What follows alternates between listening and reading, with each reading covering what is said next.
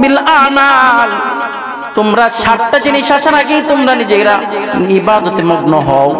1 number হলো দরিদ্রতা আসার আগেই তুমি, এমন দরিদ্রতা আসে যে দরিদ্রতার কারণে বান্দা তার মাওলাকে ভুলে যায়। এমন অভাব আসে, অভাবের কারণে সে আল্লাহকে ভুলে যায়। পয়গম্বর বলেন দরিদ্রতা আসার আগে নিজেরা নিজেদের ইবাদতে মগ্ন হয়ে যাও। 2 নাম্বার হলো এমন ধনী হওয়া যে ধনীটার কারণে মানুষ ধর্ম ত্যাগী হয়ে যায়, আল্লাহকে ভুলে যায়। এমন সম্পদের মালিক না হওয়া যার কারণে আল্লাহকে ভুলে যাওয়া। এই জন্য এটা আসার আগে আল্লাহর ইবাদতে মগ্ন হও। 3 নাম্বার এমন অসুস্থতা যার কারণে পুরো দেহটাই নিঃশেষ হয়ে যায়, এটা শেষ হওয়ার আগে তোমরা ইবাদতে মগ্ন হও। 4 নাম্বার এমন বার্ধক্য যে বার্ধক্যর কারণে মানুষ তার জ্ঞান লোপ পায়, তার কখন সে কি করে তখন তার মনে থাকে না। নামাজ পড়লে মনে হয় সে নামাজ পড়ে নাই, খাইলে মনে হয় সে খায় নাই, এরকম ভাবে উল্টা পাল্টা কাজ শুরু হয়ে যায়। বৃদ্ধ হলে এটা হয় কিনা বলেন? হয়। এমন অবস্থা আসার আগে নিজেকে নিজের ইবাদতে প্রস্তুতি নাও। আরেকটা হলো হঠাৎ মৃত্যু চলে আসে, হঠাৎ মৃত্যু থেকে নিজেকে বাঁচানোর জন্য, হঠাৎ মৃত্যু থেকে নিজেকে বাঁচানোর জন্য পয়গম্বর বলেন আল্লাহুম্মা ইন্না নাউযুকা মিন মাউতিল ফুজা, ওগো আল্লাহ তোমার কাছে হঠাৎ মৃত্যু থেকে পানা চাই। পয়গম্বর হঠাৎ মৃত্যু থেকে পানা চেয়েছেন, সেটা তো আমাদের জন্যই, কারণ হঠাৎ হার্ট স্ট্রোক করা, হঠাৎ ব্রেন স্ট্রোক করা, যার কারণে সে কোনো কিছুই বলতে পারে না। হঠাৎ রাস্তা দিয়ে তিশালে বাজারে যাচ্ছেন, হঠাৎ সেখানে গাড়ি অ্যাক্সিডেন্ট হয়ে মারা গেলেন। এই হঠাৎ মৃত্যু থেকে আল্লাহর নবী দোয়া করেছেন যে হঠাৎ মৃত্যু থেকে আল্লাহ আপনি হেফাজত করুন। 5 নাম্বার হলো হঠাৎ মৃত্যু। 6 নাম্বার হলো দাজ্জাল আসার আগে, দাজ্জাল পৃথিবীতে আসার আগে তোমরা নিজেরা নিজেরা ইবাদতে মগ্ন হয়ে যাও। 6 নাম্বার কিয়ামত আসার আগে ইবাদত করো। পয়গম্বর বলেন বুইস্তু আলা কাহাতাইন, আমি এবং কিয়ামত এভাবে কাছাকাছি আসছি। পয়গম্বর পৃথিবীতে আসাই মানে কিয়ামত। পয়গম্বর পৃথিবীতে আসাই হলো কি? কিয়ামত। পয়গম্বর বলেন কিয়ামতের আলামত শুরু হয়ে যায়। আমি পয়গম্বর দুনিয়াতে আসাই, আমি পয়গম্বর দুনিয়া থেকে চলে যাওয়াই তো হলো কিয়ামতের আলামত। 2 নম্বর হলো বাইতুল মুকাদ্দাস বিজয় হবে, এই অবস্থানটা তৈরি হবে। এই জন্য পয়গম্বর সাল্লাল্লাহু আলাইহি ওয়াসাল্লাম এই কথাগুলো বলে দিয়েছেন যে তোমরা নিজেরা এই বিষয়গুলো আসার আগেই তোমরা ইবাদতে মগ্ন হয়ে যাও। এখন ইবাদত, হুজুর ইবাদত কি করব? ঘুমের কারণে তো ফজর পড়তে পারি না, ঘুমের কারণে ফজর পড়তে পারি না। হুজুর নামাজ পড়ি ঠিকই, সুদ ছাড়ে নাই। হুজুর নামাজ পড়ি ঠিকই, ঘুষ ছাড়ি নাই। হুজুর নামাজ পড়ি ঠিকই, কিন্তু হারামের সাথে মিলিত আছি। এখানে যদি বলা হয় কয়জন মানুষ সুদের সাথে জড়িত, কয়জন মানুষ ঘুষের সাথে জড়িত, তাহলে এই তো অবস্থা খারাপ। আরে আল্লাহ পাক রব্বুল আলামিন বলেন আহাল্লাল্লাহুল বাইয়া ওয়া হারামার রিবা, আল্লাহ তাআলা ব্যবসাকে হালাল করেছেন, সুদকে হারাম করেছেন। সুদ যারা ব্যবসাকে হালাল করেছেন, সুদকে হারাম করেছেন, কিন্তু সুদের মধ্যে মজা বেশি। কি বলেন? মজা বেশি না? কারণ 10,000 টাকা দিলে 1 মাস পরেই তো আরো 2,000 টাকা আসতেছে। হায় হায় হায় হায়। পয়গম্বর যখন মেরাজে যান, আসমানের মধ্যে গিয়ে দেখেন কিছু মানুষ সমুদ্র, এমন রক্তপুঞ্জ যে আছে, রক্তপুঞ্জের সমুদ্রের মধ্যে সাঁতরাইতেছে। আল্লাহর নবী জিবরাইল আমিন আলাইহিস সালাতু ওয়াস সালামকে বলেন, ও জিবরাইল বলো তো দেখি এরা কারা? এরা সমুদ্রের রক্তপুঞ্জের মধ্যে সেখানে সাঁতরাইতেছে, কারণ কি? তখন জিবরাইল আমিন আলাইহিস সালাতু ওয়াস সালাম বলেন, ওগো পয়গম্বর এরা হলো তারা দুনিয়ার মধ্যে যারা সুদ খাইতো, চক্রবর্তী সুদ খাইতো। শুকর খাইতে আল্লাহ নিষেধ করছেন, আবার সুদ খাইতে আল্লাহ নিষেধ করেছেন, কিন্তু সুদের মধ্যে বেশি মজা। কি বলেন? সুদের মধ্যে বেশি মজা না? সুদের ওয়াজ করলে তো হুজুর ভালো লাগবে না। সুদের ওয়াজ করলে এখন আপনি বলেন ওই ব্যক্তি যার সুদের দ্বারা শরীর গঠন হয়েছে, সুদের টাকাতে, হারাম টাকাতে শরীর গঠন হয়েছে, তার ইবাদত কতটুকু কবুল হবে?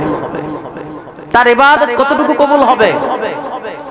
ইবাদত কবুল হয়। হুজুর নামাজ পড়তেছে, এই যে দোয়া করতেছে, দোয়া কবুল হয় না। দোয়া কবুল হয়, তবে আল্লাহ তাআলা আখিরাতের জন্য রাখেন, তৎক্ষণাৎ যে কবুল হবে এমন না। মুসা আলাইহিস সালাম দোয়া করেছিলেন, আল্লাহ ফেরাউনকে আপনি ধ্বংস করে দেন, কিন্তু আল্লাহ পাক রব্বুল আলামিন এই মুসা আলাইহিস সালামের দোয়া 30 বছর পরে কবুল করছেন। কেমনে? সেটাও একটা ঘটনা। মুসা আলাইহিস সালামের না ফেরাউনের যে বিশাল বাড়ি ছিল, গেট ছিল, ওই গেটের মধ্যে বিসমিল্লাহি এই একটা শব্দ লেখা ছিল অনেক আগে। যখনই আযাব যায় ওই আল্লাহর নাম দেখে আর হয় না। যখন মুসা আলাইহিস সালাম যখন সেই মিশর থেকে হেঁটে হেঁটে যখন ফেরাউনকে দাওয়াত দিতে যাচ্ছেন, আল্লাহ রাব্বুল আলামিন, আল্লাহ পাক রাব্বুল আলামিন মাঝখানে কয়েকটা নবুয়তি দিয়েছেন এবং মুজিজা দিয়েছেন। তুর পর্বতে আল্লাহ তাআলা এই শীতের রাত্রে হযরত মুসা আলাইহিস সালামকে তুর পর্বতে নিলেন। সেখানে একটা আগুন দেখলেন, আসলে সেটা আগুন না, এটা আল্লাহর নূর। হযরত মুসা আলাইহিস সালাম যাওয়ার পর শীতের সময় আগুন আনতে গেছেন, গিয়ে দেখে সেটা তো আগুন না, একটা গাছের মধ্যে একবারে নূর দেখা যায়। এবার যাওয়ার পরে বলতেছে, ইয়া মুসা ফাখলা নালাইক, হে মুসা তুমি জুতা খুলো, ইন্নাকা বিল ওয়াদিল মুকদ্দাসি তুয়া, এই পবিত্র উপত্যকা, এটা তুর পর্বত, এটা পবিত্র। এই কথা শুনে উনি তো চিন্তায় পড়ে গেলেন, কার সাথে কথা বলে। এবার আল্লাহ তাআলা জানায়া দিলেন, আমি মালিক, আমি আল্লাহ, তোমার টেনশন নাই। তখন নবুয়তি দান করলেন। নবুয়তি দান করে আল্লাহ তাআলা কিছু মুজিজা দিয়ে দিলেন। হে মুসা ওমা তিলকা বিয়ামিনিকা ইয়া মুসা, হে মুসা তোমার হাতে এটা কি? বলতেছে আল্লাহ এটা তো হিয়া আসয়া, সেটা আমার লাঠি। তুমি কি করো এই লাঠি দিয়া? তুমি এই লাঠি দিয়ে কি করো? বলে আল্লাহ আমি এই লাঠি দিয়ে বর করে চলি এবং ছাগলের জন্য পাতা পেরে দেই। আল্লাহ বললেন তুমি এটা ছাড়ো। ছাড়তে দেরি, সাথে সাথে একেবারে জল যন্ত্র সাপ হয়ে গেছে। সুবহানাল্লাহ বলবেন। সাপ হয়ে যাওয়ার পর মুসা আলাইহিস সালাম ভয় পেলেন। তাফসীরে ইবনে কাসীরের মধ্যে আছে যে তখন যখন সাপ হয়েছে, সামনে একটা গাছ ছিল, এই গাছ সহ খেয়ে ফেলছে। শুধু তাই না, একটা পাথরও ছিল, এই পাথরও খাইছে।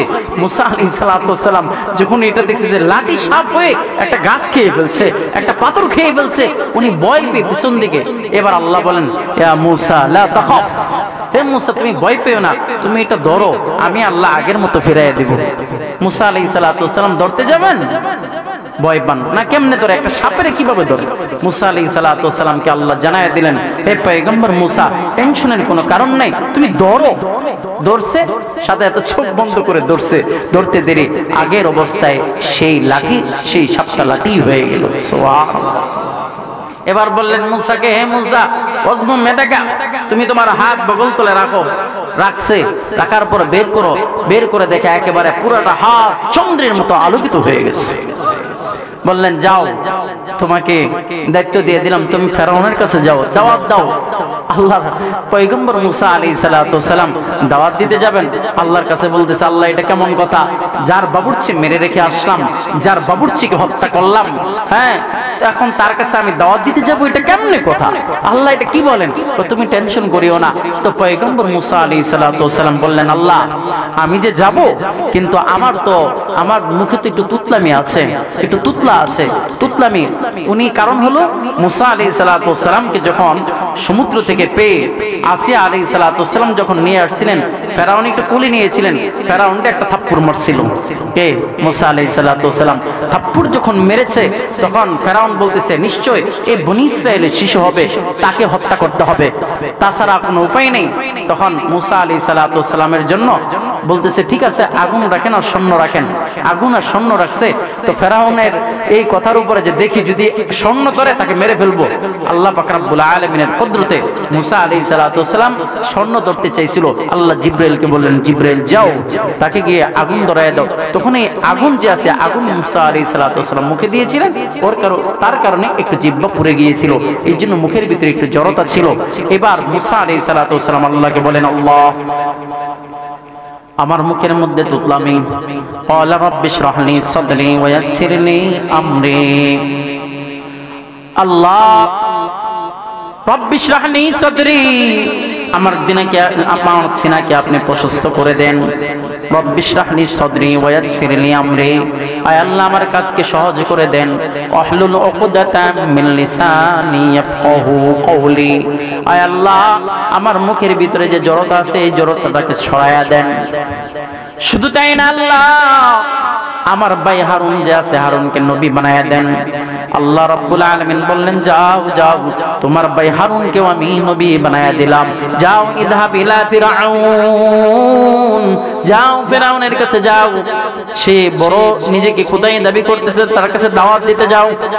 পয়গম্বর মুসা আলাইহিস সালাতু ওয়াস সালাম বলেন আল্লাহ বড় ভয় লাগে তার কাছে দাওয়াত দিতে যাব, কারণ অপরাধ করে আসছে, তার বাবুর্চিকে হত্যা করে ফেলেছে।